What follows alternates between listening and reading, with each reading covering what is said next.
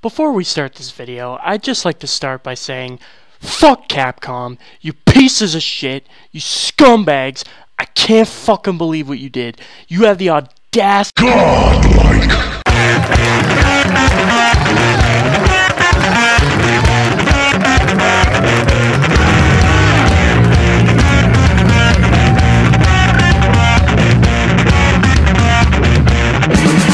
You know, fun fact, when I was growing up, Capcom actually used to be my favorite gaming company. It's pretty strange, isn't it? I bet a lot of you are wondering, how the fuck is that even possible? How could anyone love Capcom anymore? They've butchered all the series they've been known for, and they're nothing now. They're really nothing. And they used to be my childhood heroes. It's pretty strange, isn't it? And you know what? I want to be happy. I really do. I want to be happy that they re-released one of my top favorite games that has ever existed and put it on the PS4 in HD. And they even updated the game and added some costumes and some cool content. I really want to be happy. But I just can't get over the one simple fact that is Capcom are fucking assholes now. They're fucking dead to me. I can't stand this. What is up, guys? This is Gawdlikematt. I'm as you guys know, the release of Resident Evil HD finally came out at midnight for me because I preloaded it, and I've been so excited to get my hands on this game, and I'm gonna play the shit out of it, and I'm gonna love it as much as I always have. But there's just one fact that I can't get over, which is Japan. Fucking Japan has had this game for, I think, 2 months now.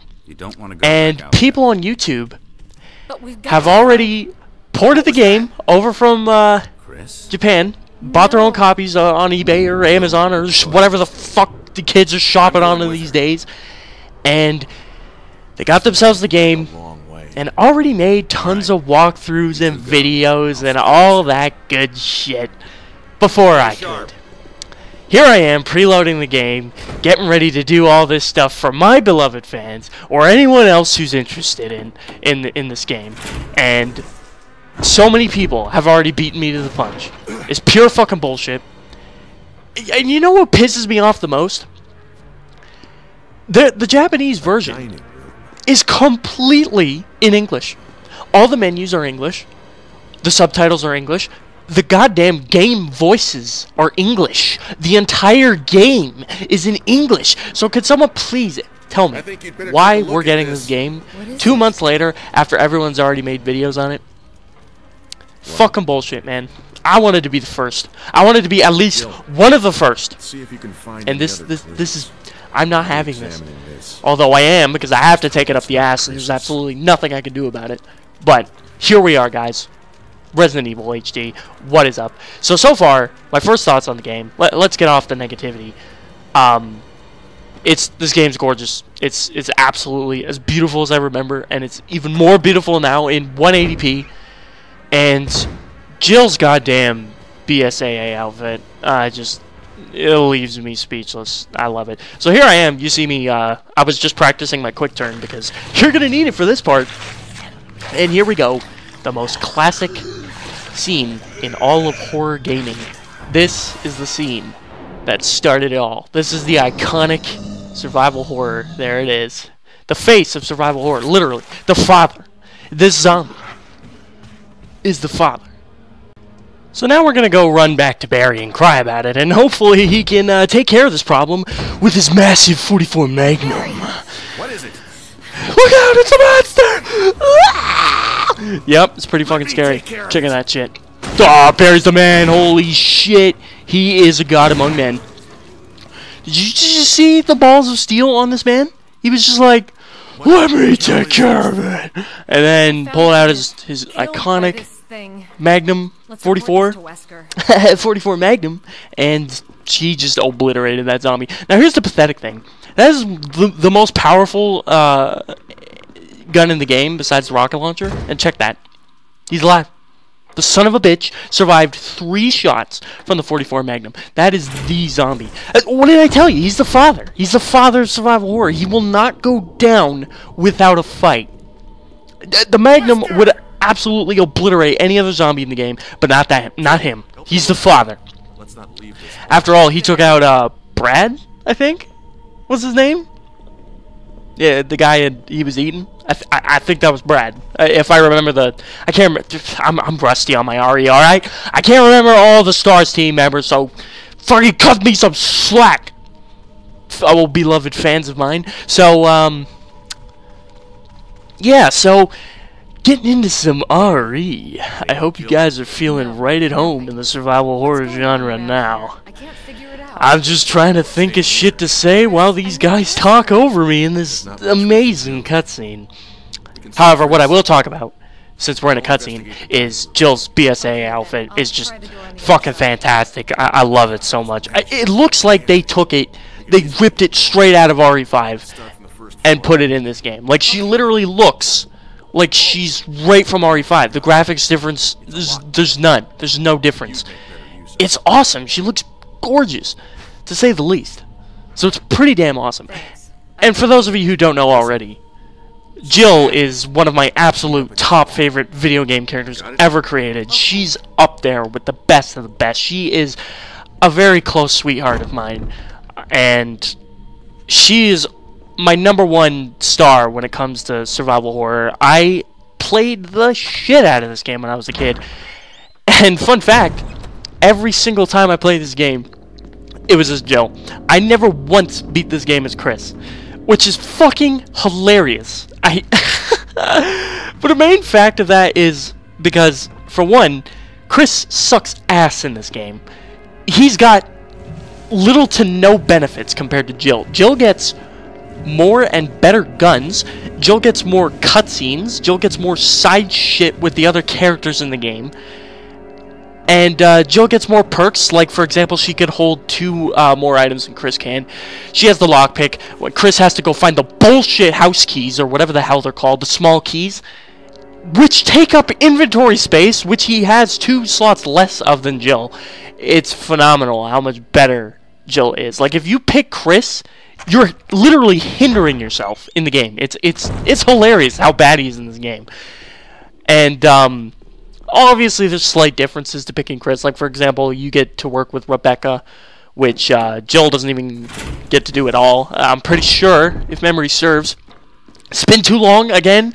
Cut me some slack if I'm rusty on my knowledge. But the only benefit, as far as I know, that Chris gets over Jill is he has more health. He could take more hits from enemies than Jill can. Jill's actually pretty weak and she can't survive that many hits, but it doesn't matter because she gets all this other good shit, and if you're decent at the game, you're just gonna do better with her than you would with Chris. But one thing interesting about Chris in the HD remastered is now that the B.S.A.A. costumes are here, see, I never liked Chris, like, or I shouldn't say I never liked him. I did like him. I never cared about Chris as a character until his remake in Resident Evil 5. Because in Resident Evil 5 was when he got really fucking cool, and he suddenly developed so much more as a character. He got a complete remodel. He looked completely different and way cooler, to be honest. Steroids Chris is the best Chris. Hands down. And they actually have his costume from RE5 in this game, and it completely changes him to look like he does in RE5, and it's fucking awesome. And I'm totally gonna play as Chris for the first time ever and beat the game on the PS4 version of RE, which is pretty exciting. I actually can't wait to play as Chris for that reason. But he's gonna have to sit backseat to my sweetheart, my Valentine, Jillian Valentine. Now, for this first enemy, first of all, we're on normal difficulty. You have the option of very easy, easy, and normal. I picked normal because I want to get it out of the way. And I'm pretty sure you need to play it on normal to unlock hard. I could be wrong. You might get hard if you beat on easy. But as you can see, I got hit there and it was totally bullshit. The thing about this game is when you're shooting enemies, the farther away enemies are from you, the less damage your bullets do, which is pretty damn bullshit because you don't want to be anywhere near enemies in this game, like, at all. You want nothing to do with enemies because they hurt so much, especially, as I said, when you're Jill, you have less health, so it really sucks. But luckily, I did remember this much. I remember the start of the game pretty damn well, and I remembered to come get the golden arrow, which is the first thing you should do, and it's what I always do. But when you play this game, I imagine everyone has their own set way of doing it, because what's really cool about RE is they just throw you into the game, they don't tell you fuck all, you gotta figure it out, which is the old classic game awesomeness of old games. I hate how much new games baby you and just linear straight line tell you how to do everything. I can't stand that. This is a prime example of the best in the old games.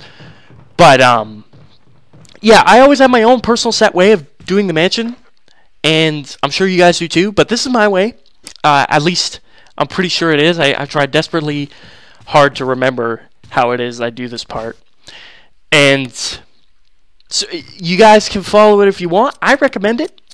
But since you're Jill, you should exploit the fact that you can hold a lot of items, and which I do. I pick up all the bullshit stuff that I can, which is going to be great for the first time you make a trip to the box. And you really want to make those visits count, because you don't want to waste any time in this game, especially I don't want to waste your guys' time recording bullshit of me dicking around in rooms that I don't need to be in or going the wrong way. I'm trying to give you guys the best of the best here, so I'm trying really hard to remember where it is I'm supposed to go and what it is I'm supposed to do, and I pick up, as you guys are going to see, I pick up most of the bullshit, like the fake emblem in this room, which I already picked it up, and the ink ribbons and all that bullshit, and every time you make a visit to the save room, you want to make it count. You want to have all the bullshit that you need to make it so that you have less running around to do, and put as much shit in the box as you can that you can carry. But again, you got to manage your resources. You got to know what exactly you need to pick up so you don't pick up the wrong shit. So, you know, just a tip there in case there's anyone here new to RE.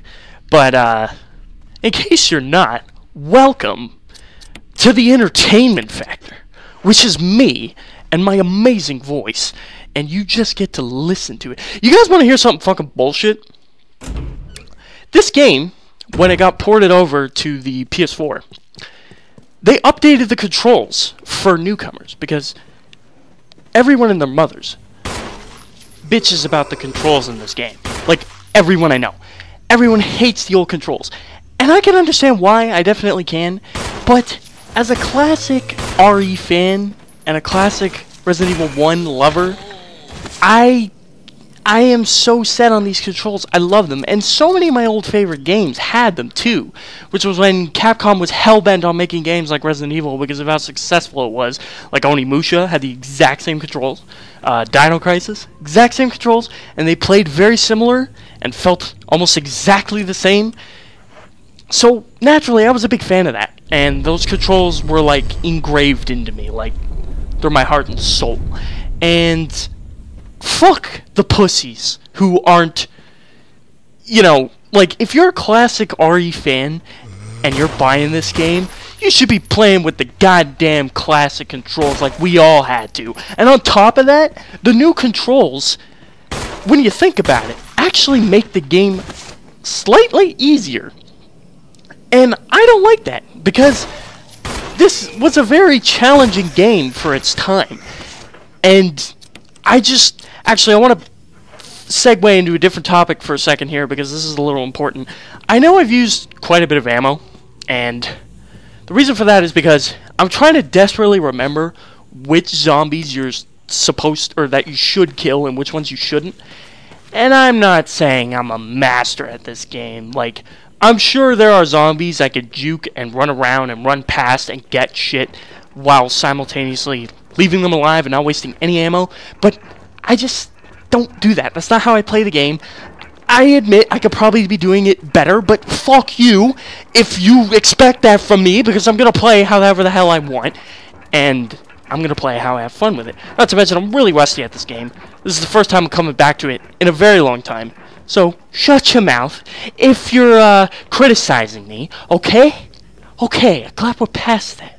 Now, back to the control scheme.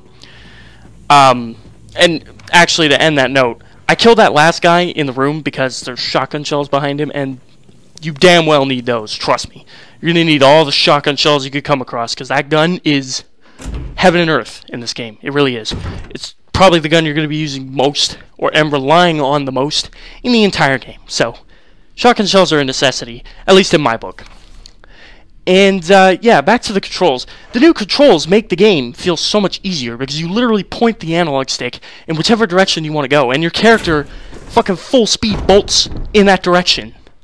And that makes it easier, because that completely takes out the use of quick turning, which was a prime mechanic in the old times. Whenever you'd run face first into an enemy, and then you're like, oh shit, and you want to turn around as fast as you can and get the fuck out of there and haul ass. That completely removes the point of that, and I don't like that. And I like the struggle of controlling your character and constantly being at risk if you make a wrong movement. I like that. That was part of the game. That's what made Resident Evil. Like, that was part of its uniqueness. Not to mention the fixed cameras. That was also a really unique thing that this game did that I love. Look at me, I'm styling. I'm just, if you're wondering why I'm doing this, you gotta bring around the Rosie, this bitch, and you want to get around him and push the goddamn Goddess statue off the ledge, but you need enough time to do that, so you need him to be on the complete opposite side of the room when you start pushing it. And here's about a good space, or good distance, for you to do that. And then you push this off, knock it off, and then go downstairs and retrieve your gemstone of power. But yeah, so just be careful with that. And also, I don't ever kill this zombie the entire game. There's no need. He's not necessary. He's one of the enemies in the game that you don't have to kill, along with the many. Rule number 1 about this game, don't use ammo on every single motherfucker you see, because you're going to run out of ammo so fucking fast. You don't need to kill everyone. Really, it's part of the huge challenge of this game. You need to know exactly which enemies you should and should not kill in order for you to have enough ammo to continue playing the game. And it was part of what made this game so difficult. But I trialed and errored that shit when I was a kid to figure this shit out. I'm proud of it. I'm proud of my knowledge and what I'm capable of. So, that's just how... That's why I'm so proud of the way I play. And just, leave me alone. If there's people who could do this without getting hit by anyone and leaving the maximum amount of enemies alive, I don't care. This is how I'm doing it. So anyways, if you're wondering about that transition there, why it was so weird and sudden, it was because I accidentally dicked around and ran in the wrong room. And then I actually forgot to pull the key out of this book, because you need it for a couple of the doors. Well, actually, you needed to progress further to any of the item boxes, which is absolutely where you want to haul ass to right now at this point in the game. So you're going to want to do that. And I was a little rusty. Like I said, I thought you needed the lockpick for that door, but you actually need the emblem key, which is on the back of the book.